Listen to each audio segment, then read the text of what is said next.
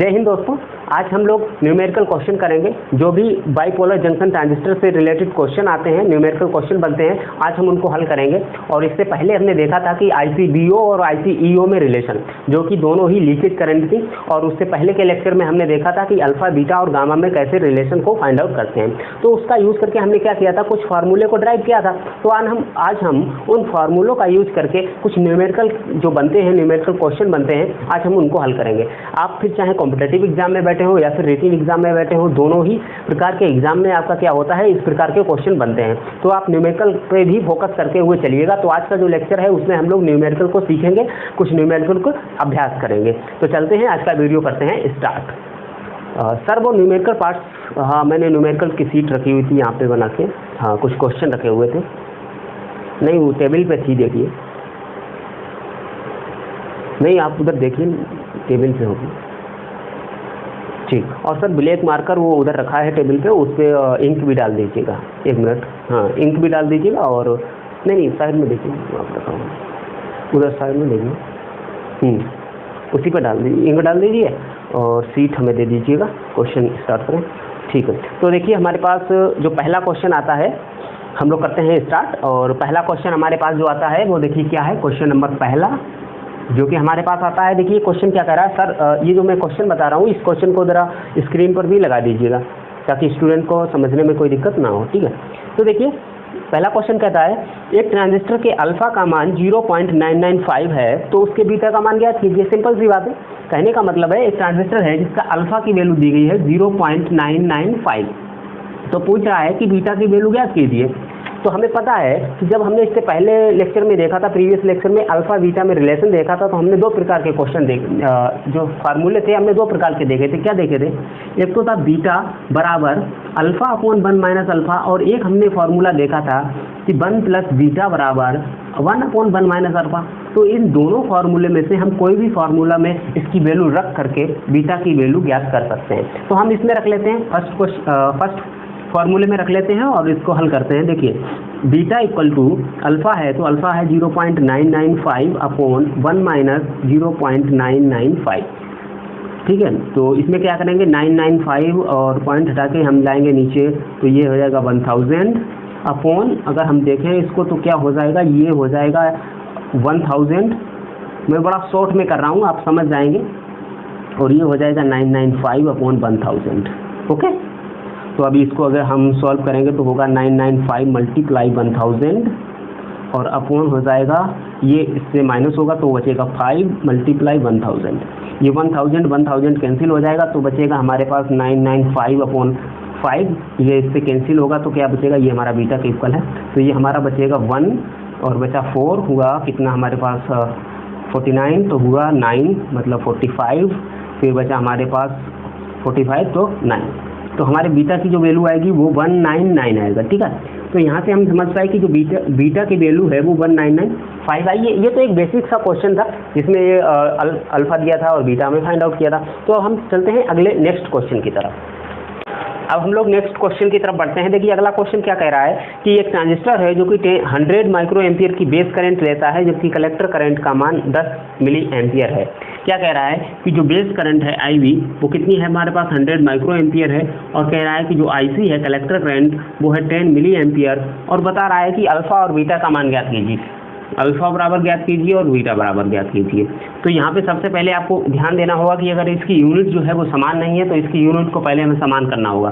तो IB को हम लोग एम्पियर में चेंज करेंगे तो 100 × 10⁻⁶ एम्पियर। देखिए माइक्रो की जो पावर होती है वो 10⁻⁶ होती है, ठीक है, आपको पता होगा। और मिली की जो होती है वो 10⁻³ होती है, ये बात को आप लोग ध्यान रखिएगा, पहले से ही पता होगा। तो IC को अगर हम कन्वर्ट करेंगे तो 10 × 10⁻³ एम्पियर। अब ये दोनों जो इसकी यूनिट है वो समान हो चुकी हैं। अब हमें पता है चूंकि हमें अल्फा और बीटा की वैल्यू ज्ञात करनी है, तो देखिए अल्फा बीटा की वैल्यू हम कैसे ज्ञात कर सकते हैं। एक तो हमारे पास बीटा बराबर होता है formula alpha upon 1 minus alpha, एक तो ये होता है। दूसरा होता है हमारे पास अल्फा बराबर बीटा अपॉन 1 प्लस बीटा, एक तो ये फार्मूला होता है। तो अब इसमें अगर हमें अल्फा की वैल्यू पता हो जाए तो बीटा की आसानी से ज्ञात कर सकते हैं। तो देखिए, या फिर बीटा की वैल्यू पता हो जाए तो अल्फा की ज्ञात कर सकते हैं। तो देखिए बीटा बराबर हमारे पास होता है IC अपॉन IV। अब आप लोग कहोगे कि सर एक फार्मूला अल्फा भी तो ज्ञात कर सकते थे, अल्फा बराबर होता है IC अपॉन IV।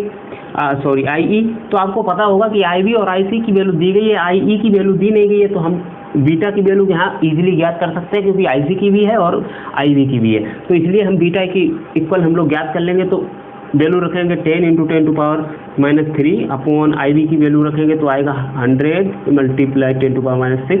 तो इसको अगर हम सॉल्व करेंगे तो हमारे पास आएगा कितना, आएगा 10 × 10⁻³ और ये पावर ऊपर चली जाएगी 10⁶ अपॉन 100, और इसमें क्या करेंगे, इससे 3 कम हो जाएगी तो हो जाएगी 10⁻³ अपॉन 100। तो आपको यहाँ से दिख रहा होगा कि यदि इसकी पावर को खोल लेते हैं तो कितना हो जाएगा, ये हो जाएगा और बचेगा 100, 0000 मतलब 100। तो बीटा की वैल्यू आई है वो कितनी आई है हमारे पास, 100।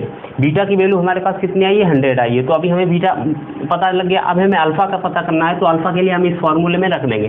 देखिए अल्फा बराबर हमें पता है बीटा अपॉन 1 + बीटा होता है, तो यहाँ पे लिखेंगे बीटा की वैल्यू आई है 100 और 1 + 100 अगर इसको करेंगे तो आ जाएगा 100/101, और इसको अगर हम सॉल्व करते हैं तो आप लोग कर लीजिएगा, देखिए आएगा 0.999।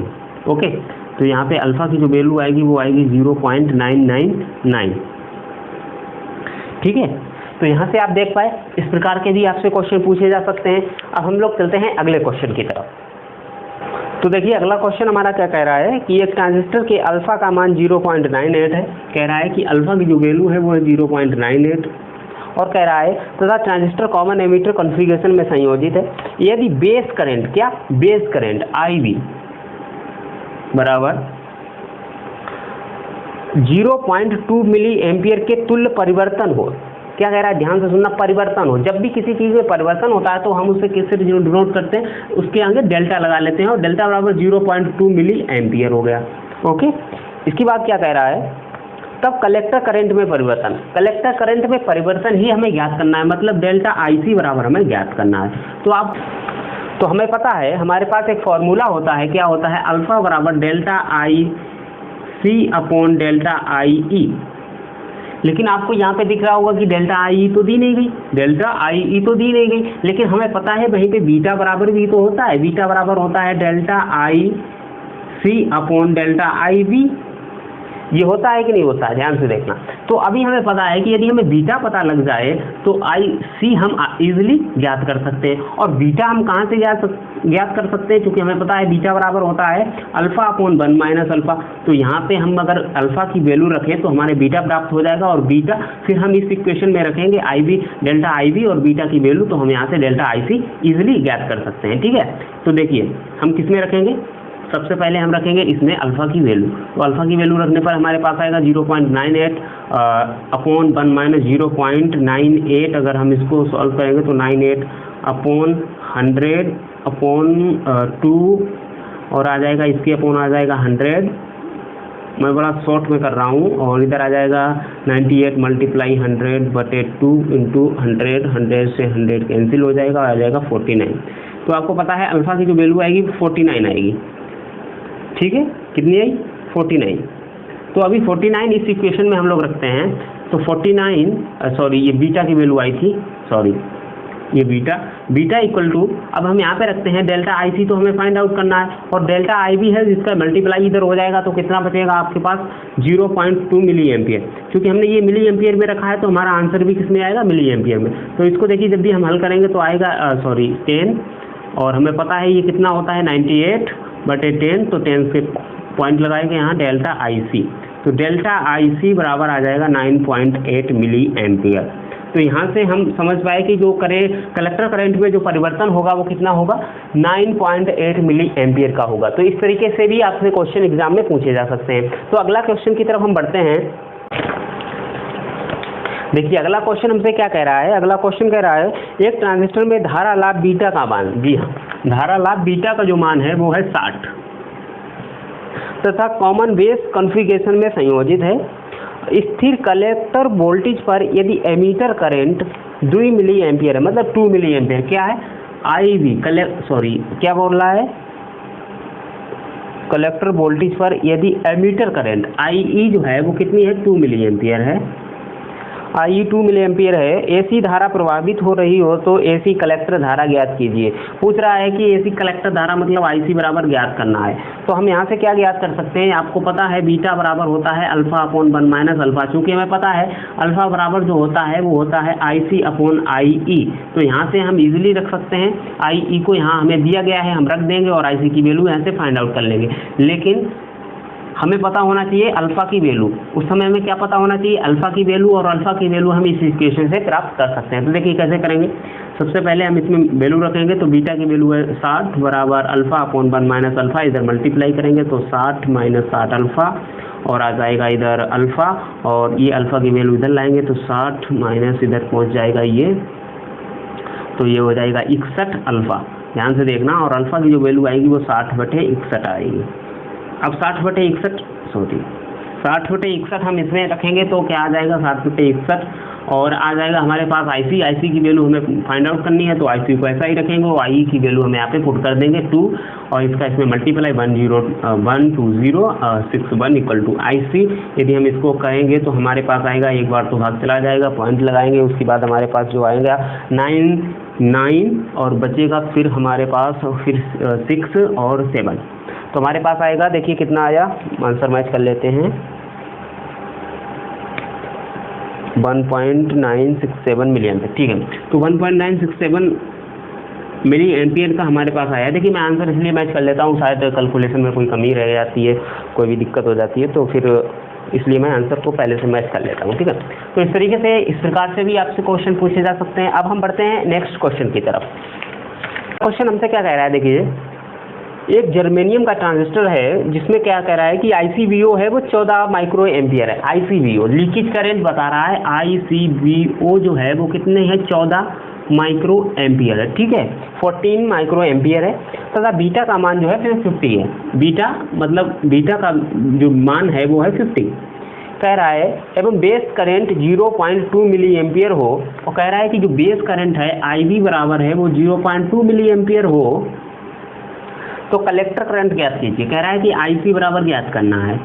तो अभी आपको पता है कि बीटा की वैल्यू दी गई है और IB दिया गया है, और हमें IC फाइंड आउट करना है, IC फाइंड आउट करना है। तो देखिए यहाँ से ICVO भी दिया गया है, क्या दिया गया है, ICVO भी दिया गया है।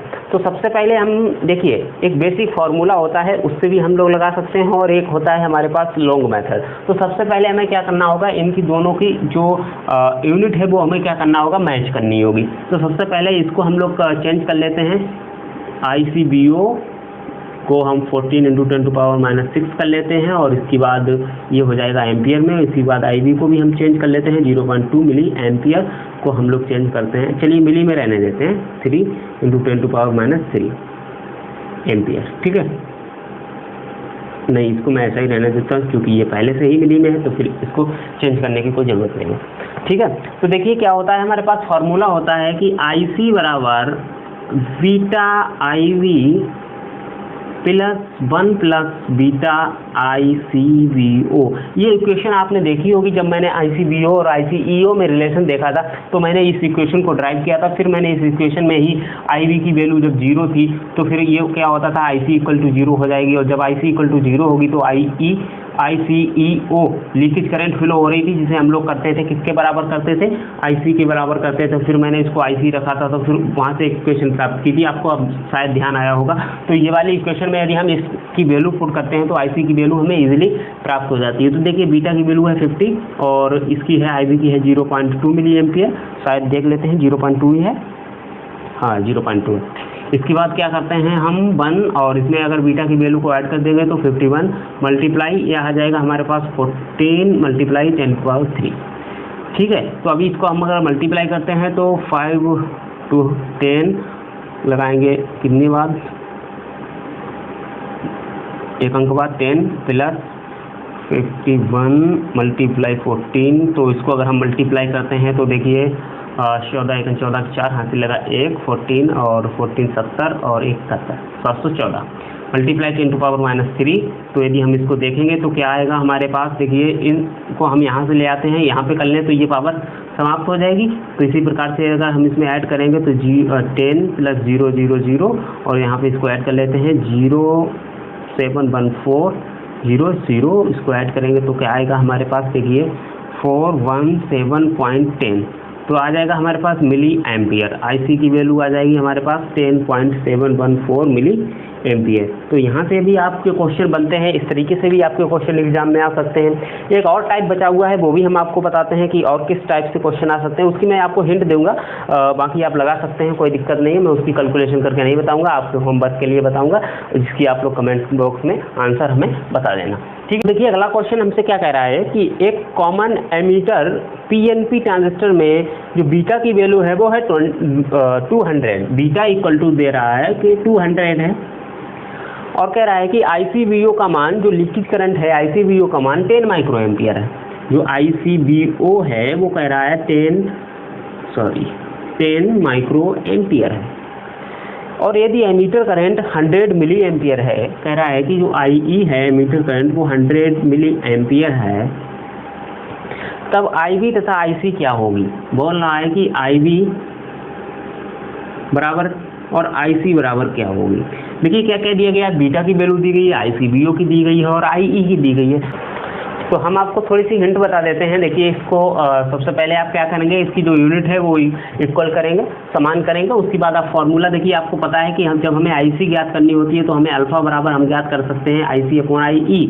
IE की चूंकि हमें वैल्यू दी गई है, तो इससे पहले हमें अल्फा ज्ञात करना होगा, तो अल्फा बराबर होता है आपके पास क्या होता है, अल्फा बराबर आप ज्ञात कर सकते हैं बीटा अपॉन 1 प्लस बीटा, चूंकि बीटा की वैल्यू दी गई है। तो इसमें यदि आप मान रखेंगे तो हमारे पास अल्फा आ जाएगा, और अल्फा और ई की वैल्यू रख करके, IE की वैल्यू रख करके हम लोग IC ज्ञात कर पाएंगे। यहाँ से हमारी क्या ज्ञात हो जाएगी, IC ज्ञात हो जाएगी। इसके बाद हमें ज्ञात करनी होगी IB। तो यहाँ पे आपको पता है कि IB ज्ञात करने के लिए हमारे पास बेसिक सा सिंपल सा फंडा है, क्या है, बीटा इक्वल टू IC/IB। तो इसमें अगर वैल्यू रखेंगे तो हमारी IB की वैल्यू भी यहाँ से फाइंड आउट हो जाएगी, यहाँ से हमारी IC की वैल्यू फाइंड आउट हो जाएगी।